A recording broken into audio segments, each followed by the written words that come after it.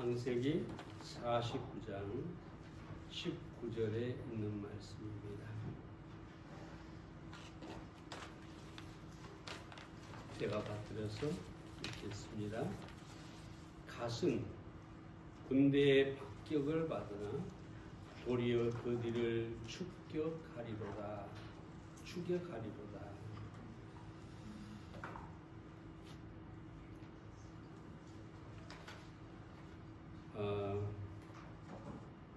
지금 저희가 야곱의 12아들을 공부하고 있는데요. 이 갓은 야곱의 7번째 아들이고요. 야곱의 4번째 아내 실바에게서 난 첫 소생입니다.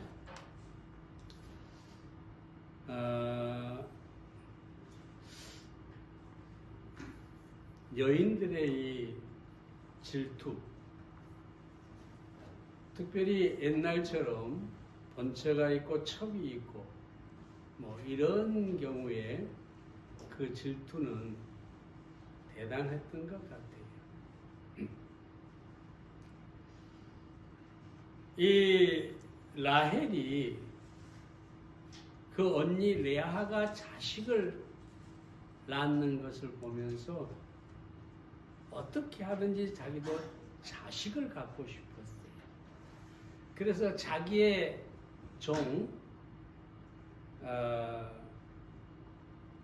여종을 남편에게 주어가지고 자식을 낳게 했죠. 근데 이 레아는 첫 아내인 레아는 이미 자식을 많이 낳았어요. 그런데 자기 동생이 여종을 통해서 자식을 낳는 것을 보고 자기 여종 실바를 야곱에게 줍니다. 그리고 자식을 낳게 만듭니다. 참 대단한 질투죠. 이미 자식들을 많이 가지고 있는데 동생이 여종을 통해서 자식을 낳는 것을 보고 자기 여종을 남편에게 주어서 자식을 낳게 했는데 바로 그 자식이 갓이라고 하는 아들이었습니다. 오늘 이 갓이라고 하는 사람에 대해서 성경이 말하고 있는 몇 가지를 좀 살펴보고자 합니다. 첫 번째로 이 갓은 축복을 받았어요. 또는 축원을 받았어요. 창세기 30장 9절부터 11절에 있는 말씀에 보면 이런 말씀이 나와요. 레아가 자기 생산이 멈춘 것을 보고 그 시녀 실바를 취하여 야곱에게 주어 첩을 삼게 하였더니 레아의 시녀 실바가 아들을 낳으매 레아가 가로되 복되도다 하고 그 이름을 갓이라 하였으며, 이 갓이라고 하는 이름은 복되도다. 복되도다. 참 좋은 이름이죠. 원어로 보면 행운이 있으라. 자식을 딱 낳았는데 너는 행운이 있어라. 너는 복이 있으라. 그렇게 지었다고 하는 것이죠. 우리 한국에도 자식을 낳으면 어떻게 하든지 좋은 이름, 복된 이름 지으려고 애를 쓰죠. 심지어 어떤 사람들은 사주팔자까지 보면서 그 사주에 맞는 이름을 지으려고 하는 것을 보게 됩니다. 그러나 여러분, 그리스도인은 그래서는 안 되는 것입니다. 어찌됐든 여러 가지 이름을 짓는 이유는 뭐냐 하면 어떻게 하든지 그 자식이 잘 되기를 바랐기 때문이죠. 근데 여러분, 우리가 여기서 생각해 봐야 할 것이 있는데, 이름만 잘 지었다고 해서 그 사람이 복이 있는 그런 삶을 사는 것은 아니라는 것입니다. 우리가 성경에서 보다시피 유다가 있잖아요. 가룟 유다. 그 가룟 유다 이름, 유다가 찬송이라는 뜻이에요. 얼마나 아름다운 이름입니까? 그런데 아마 그 부모는 분명히 그랬겠죠. 너는 하나님 앞에 찬송하며 살라. 찬송을 받는 사람이 되라. 이렇게 지었겠지만 가룟 유다는 예수님을 팔았잖아요. 그 세상에 가장 저주받은 이름이 있다면 가룟 유다인 것이죠. 그래서 이름을 잘 짓는다고 복이 자연적으로 따라오는 것은 아니다. 복이 자연적으로 따라온다면 누구나 좋은 이름을 지어서 모든 사람이 다 복 있는 삶을 살겠죠. 아무리 이름을 잘 지어도 저주를 받은 사람이 있고 살인자가 될 수도 있고 도둑이 될 수도 있고 다양한 그런 삶을 살게 되는 것이죠. 그래서 오늘 여러분에게 말씀드리고 싶은 것은 그러면 좋은 이름을 짓지 말라 이게 아니라 좋은 이름을 지으세요. 근데 거기에서 멈추지 마세요. 계속해서 축복해 주세요. 매일매일 축복해 주세요. 너는 복된 사람이다. 너는 반드시 성공할 것이다. 하나님이 너를 축복할 것이다. 매일매일 복을 빌어 주어야 되는 것입니다.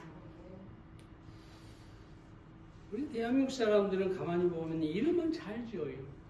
사주팔자 보면서 그저 심지어 제 이름도 우리 고향에 절이 있는데 그 절에 제 이름도 올려져 있어요.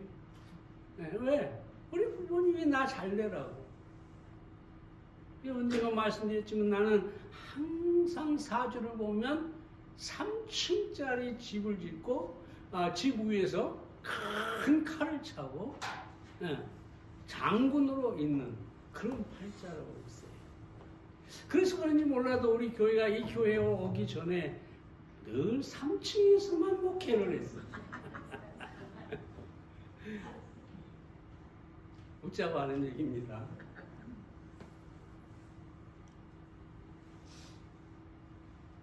대한민국 사람들은 부모들이 대부분이 예전에 살기 팍팍하고 힘드니까 이 자식이 조금만 잘못해도 이 썩을 이 돼지를 저것이 왜 태어나가지고 내 속을 이렇게 썩이냐 막 이러고 참 저주와 악담을 퍼붓는 사실은 그런 대한민국 다 그런 건 아니지만 많은 사람들이 그런 소리를 들으면서 살아왔다는 것입니다. 오늘 여러분에게 드리고 싶은 말씀은 어떤 경우에도 저주와 악담을 하지 말아야 합니다. 자식이든 형제든 이웃이든 교회 안에서든 결코 우리는 다른 사람을 저주하고 악담하는 이런 일이 없어야 합니다. 유명한 문인 괴테가 이런 말을 하죠. 여러분 휴지 조각은 흩어 놓아도 좋습니다. 악담은 펴놓는 것을 말아 주십시오. 내 집에 와서 휴지 조각을 흩어 놓는 것 상관없습니다. 그렇지만 악담은 하지 말아 주십시오. 왜 그럴까요? 사람의 말은 살아있습니다. 듣는 자에게 살아있고 말하는 사람에게 살아있습니다. 그것이 씨가 되고 그것이 자라게 되고 그래서 저주와 악담은 그 듣는 사람뿐만 아니라 자신까지도 불행을 가져오는 씨앗이 된다는 것을 알아야 하겠습니다. 그래서 우리는 이 말이 생명이고 말에 이 능력이 있기 때문에 우리는 항상 축복하는 말, 선한 말, 그저 듣기 좋은 말, 다른 사람을 행복하게 하는 그런 말을 해야 합니다. 그럴 때 그 사람이 복을 받게 됩니다. 하나님께서 왜냐하면 그 축복을 기뻐하시기 때문에 축복을 받을 수밖에 없는 것이죠. 뿐만 아니라 그것이 하나님을 기쁘시게도 하기 때문에 하나님께서 우리의 말에 선한 열매를 맺게 하신다는 것을 기억하시기를 바랍니다. 미국 메트로 골드윈 메이어라고 하는 유명한 영화사를 설립한 메이어라는 사람이 있죠. 어렸을 때 친구하고 싸워가지고 집에 들어와서 온통 분통을 터뜨리면서 막 그 아이를 저주하는 거죠. 막 악담을 퍼붓는 거죠. 나쁜 뭐 하면서. 그러니까 이 메이어의 어머니가 아들을 데리고 산으로 가서 실컷 욕을 하라고 했습니다. 잘 아는 것처럼 산에 가서 큰 소리를 지르면 메아리가 되어서 돌아오고 욕을 하니까 욕이 돌아와요. 그러자 이번에는 그 어머니가 메이어야 하나님이 너를 축복하신다. 그렇게 소리를 쳐보라 그랬더니 그 메아리가 그대로 돌아왔습니다. 그래서 이 어머니가 하는 말이 내가 남을 향해 한 번의 욕을 하면 그것이 10배로 내게 돌아오고 내가 만약 남을 한 번 축복하면 10배의 축복이 돌아온단다. 그렇게 얘기해 주었어요. 그래서 이분은 이 메이어는 평생 동안 이 어머니의 교훈을 잊지 않고 저주와 악담은 입에 담지 않고 오로지 축복하는 그런 말을 하며 살았다고 합니다. 중요한 사실은 축복하는 말을 하는 사람은 하나님을 기쁘시게 하고 축복을 받는 그 대상은 축복을 받게 되고 뿐만 아니라 중요한 것은 그 말은 다시 내게로 돌아와서 아름다운 열매를 맺게 한다는 사실을 알아야 되겠습니다. 여러분의 입에 저주와 악담이 떠나게 하고 늘 축복의 말을 할 수 있기를 바랍니다. 두 번째로 갓은 강한 군대와 같이 용맹했습니다. 창세기 49장 오늘 본문에 보면 갓은 군대의 박격을 받으나 도리어 그리를 추격하리로다. 군대의 박격, 그러니까 군대의 공격을 받는다는 것이죠. 그런데 오히려 그 군대를 추격하는 사람이 될 것이다. 왜 이 이름의 뜻이 그러느냐? 왜 이렇게 얘기하느냐? 레아가 갓이 낳으니까 라헬이 낳은 자식이 자기를 소위 말하면 추격하는 것으로 표현하는 거죠. 박격하는 것으로. 그러니까 다시 너로 말미암아 내가 라헬을 이겼다라는 것이죠. 그래서 갓이라고 지었는데요. 자, 여러분. 근데 이런 그 갓이라고 하는 이름이 성취되는 것을 보게 되는데 모세가 출애굽 후부터 수많은 전쟁을 치르죠. 그리고 갓지파에 대해 이렇게 얘기하죠. 모세가 엎드렸다가 상대를 찢는 암사자다. 그러니까 이 갓은 전쟁에서도 능했다는 것이죠. 적과 싸우는데도 마치 암사자처럼 강하고 그 전쟁을 승리로 이끄는 사람이었다라고 할 수가 있습니다. 뿐만 아니라 출애굽기 28장 18절에 보면 이 갓지파를 상징하는 보석이 홍만호입니다. 이 홍만호는 다이아몬드를 말합니다. 다이아몬드는 모든 보석보다 가장 강한 단단한 보석입니다. 이처럼 이 갓에 대해서 성경은 아주 강하고 정말 승리를 가져오는 그런 사람이다. 그렇게 표현하고 있는 것입니다. 가나안을 정복할 때도 마찬가지인데요. 원래 이 갓지파, 르우벤 지파는 요단강을 건너서 하나님께서 가나안 땅을 주셨는데 가나안 땅에 건너기 전에 딱 보니까 너무 광활하고 양떼를 짐승의 떼를 치기에 너무 좋은 땅이거든요. 그래서 르우벤 지파와 갓 지파가 그 땅을 차지합니다. 그러면서 자기들의 기업을 이 땅에 두겠다라고 하죠. 그래서 모세가 허락하게 되고, 그런데 중요한 사실은 그러면 가나안 땅을 정복할 때는 어떻게 할 거냐? 모세에게 이렇게 얘기하죠. 우리가 함께 가서 전쟁을 치르고 가나안을 정복하는데 우리가 힘쓰겠다. 그래가지고 결국은 성경에 보면 뭐라고 하냐? 가장 앞장서서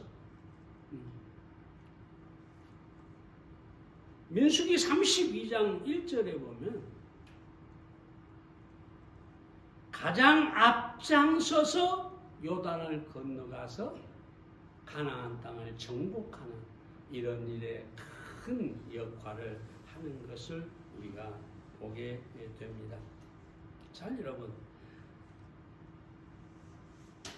여호수아 4장 12절이네요. 가장 앞서갔다. 자, 여러분, 우리는 여기서 어떤 교훈을 받을까요?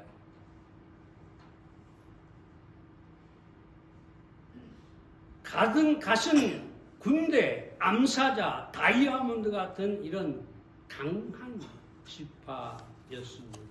그들은 누구보다 먼저 앞서 나가서 싸울 줄 아는 사람들이었습니다. 여러분, 교회는 바로 이 갓과 같은 사람이 있어야 합니다. 움츠리고 뒤로 물러나고 그런 사람들이 아니라 정말로 이 영적 전쟁에서도 앞서 나가는 그런 사람들. 어떤 적이 와도 어떤 문제가 와도 오히려 그 문제를 추격해버리는, 정복해버리는 그런 성도들이 필요하다는 것이죠. 여러분, 성경에 바울이라는 사람이 나오죠. 저는 종종 생각을 해봐요. 왜? 하나님께서 왜 바울 같은 사람을 선택을 하셨습니까? 바울은 그리스도인들을 핍박하고 감옥에 가두고 저들을 매질을 하고 심지어 스테반이 죽을 때는 거기에 책임자였어요. 그런데 이런 바울 같은 사람, 소위 말하면 예수님을 대적하고 교회 원수인 이 바울을 하나님께서 왜 불러서 사도로 삼으셨을까?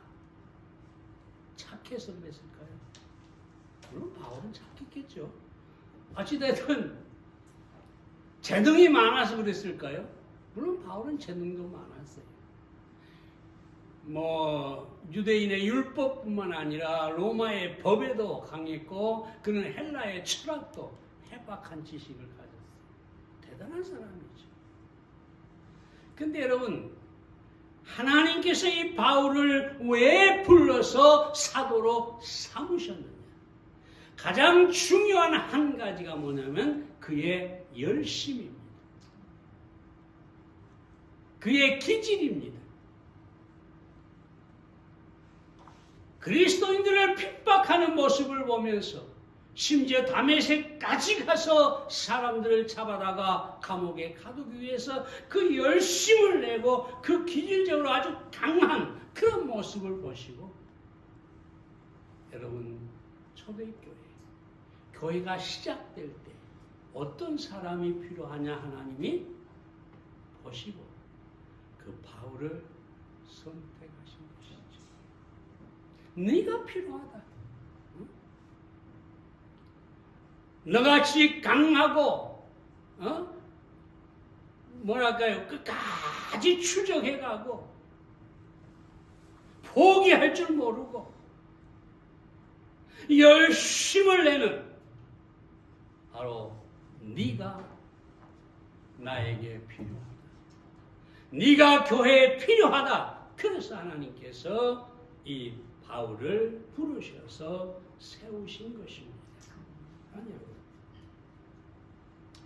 교회는 바로 이런 열심을 가진 사람, 헌신적인 사람, 싸울 줄 아는 사람, 물론 영적 싸움입니다.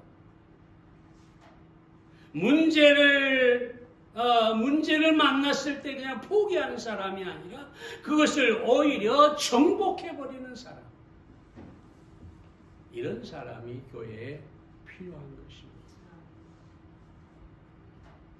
윌리엄 부스라고 하는 영국의 구세군을 창시한 사람이죠. 원래 이 윌리엄 부스는 영국 국교에 속해 있었어요. 근데 이 국교가 가톨릭에서 분리해서 영국 국교가 됐는데 사실은 가톨릭하고 똑같아요. 그래서 이 교회가 죽었다. 이걸 깨달은 부스가 그 국교에서 나와가지고 구세군을 창시하게 되는데, 이렇게 그는 얘기합니다. 월급을 안 받아도 좋다. 나라에 보화가 없어도 좋다. 목숨이 이태로워도 좋다.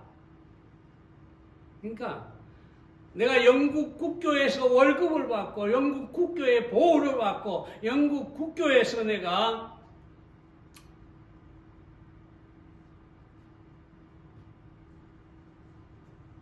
나와서 내 목숨이 이태로워도 나는 상관이 없다. 그러면서 그는 이렇게 얘기하죠. 1912년 83세가 되었을 때 대중에게 설교를 했어요. 뭐라고 했냐면, 지금처럼 여자들이 느끼는 한처는 싸우겠습니다. 지금처럼 어린아이들이 굶주림에 시달리는 한처는 싸우겠습니다. 지금처럼 사람이 감옥에 드나드는 한처는 싸우겠습니다. 지금처럼 주정뱅이들이 남아있는 한처는 싸우겠습니다. 지금처럼 오갈 데가 없는 소녀들이 길거리를 헤매는 한처는 싸우겠습니다. 미처 하나님의 은총을 받지 못한 어두운 영혼들이 단 한 명이라도 남아있는 한 저는 싸우겠습니다. 바로 그 마지막 날까지 저는 싸우겠습니다. 지금 싸우겠다는 말이 몇 번이나 나옵니까? 이 부스는 위대한 하나님의 사람이었어요. 지금은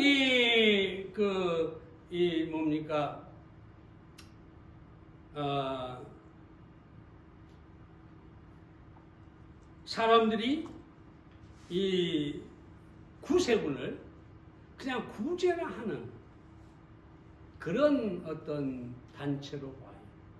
크리스마스 때마다 종을 울리고 모금을 해서 구제하는. 근데 여러분, 이 부스 때만 해도 구제도 있었지만 복음에 굉장히 열심히 했어요. 아주 복음적이었어요. 근데 이 부스는 이런 놀라운 투정심, 열심, 내가 죽어도 좋다, 이런 각오를 가지고 영국 국교의 수많은 핍박을 받으면서도 위대한 삶을 살게 된 것입니다. 오늘날 우리에게 필요한 것은 사실은 이 바울과 윌리엄 부스 같은 사람, 갓과 같은 사람이 필요한 것입니다. 여러분, 문제 앞에서 주저앉는 사람이 아니라 투쟁하고 싸우고 여러분의 믿음을 지키고 그런 여러분들이 되시기를 바랍니다. 지금은 우리가 약할지 몰라도 만약 그런 성도들이 우리 교회를 지키고 있다면 하나님께서 반드시 우리에게 축복하시고 우리로 승리 있게 하시리라고 믿습니다. 세 번째로 갓은 찬송하는 지파였어요. 신명기 33장 20절을 봅니다. 갓에 대하여는 일러스되 갓을 광대하게 하시는 자에게 찬송을 부를지어다. 갓이 암사자같이 엎드리고 팔과 정수리를 찢는도다. 여기서 보면 뭐라고 하냐면 광대하게 하시는 자에게 찬송을 부를지어다. 모세가 한 말이죠. 이 갓은요,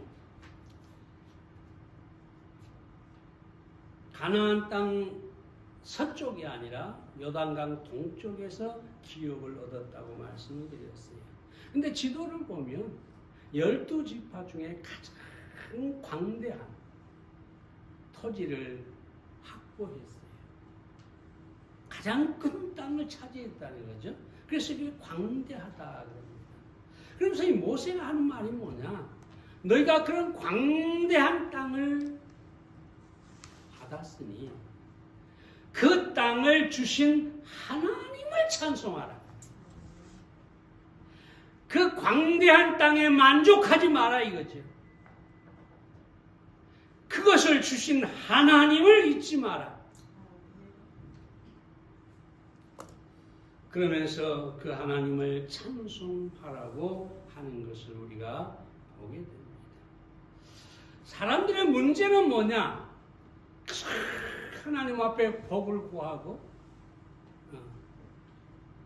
그러고 나서 복을 받으면 그 다음에 하나님을 잊어요. 왜냐하면 눈앞에 있는 재물, 눈앞에 있는 무슨 뭐랄까요? 세상의 어떤 권세, 자기가 가진 것들에 몰두하다 보니까 그것이 어디서 왔는지 하나님이 주셨다는 사실을 잊어버리고 교만하게 되고 신앙이 사라져버리는 그런 것들을 우리가 자주 볼 수가 있습니다. 자, 여러분, 중요한 것은 무엇일까요? 우리는 축복보다 그 축복 뒤에 있는 하나님, 그 하나님을 바라보고 찬송할 줄 알아야 되는 것입니다. 어리석인 부자의 비유를 보면 뭐라고 얘기합니까? 거기 보면 이 어리석은 부자는 하나님을 알지 못했어요. 그래서 다시 설명을 안 하겠습니다. 그는 엄청난 부를 모아가지고 자기의 미래가 이제 정말 이제 탄탄대로다. 그런데 거기에 무슨 말이 가장 많이 나오느냐? 12장 17절부터 19절까지 딱 3절에서 내가, 나의, 나를 이런 단어들이 6번이나 나옵니다. 6번. 내 곡간, 내 곡식, 나의 모든 것 다 내 것이다 그 말이죠. 그때 하나님 뭐라고 합니까? 오늘 밤에 내 영혼을 도로 찾으리니 그것이 네 것이 되겠느냐? 너는 내 것이다, 나의 것이다 라고 하지만 네가 죽으면 그게 네게 되겠느냐? 물론 자식 것이 될 수도 있겠지만 주님은 너의 것은 안 된다 그 말이죠. 여러분, 우리는 내 것이 아니라 하나님께서 주신 것들이다. 건강도 물질도 모든 것이 하나님이 주신 축복이다. 그 하나님을 바라볼 수 있어야 되고 그 주신 하나님을 찬송해야 한다는 것입니다. 스폴요 목사 얘기 잘 알죠. 우리가 하나님의 자비를 감사드릴 때 또는 찬양할 때 하나님의 자비는 우리에게 더 풍성해진다. 시쿨리지라는 사람은 가장 축복받은 사람이 되려거든 가장 감사하는 사람이 된다. 여러분, 우리가 어떤 형편에 있든지 간에 우리가 가진 것보다 그것을 주신 하나님을 생각해야 그리고 찬송해야 합니다. 감사해야 합니다.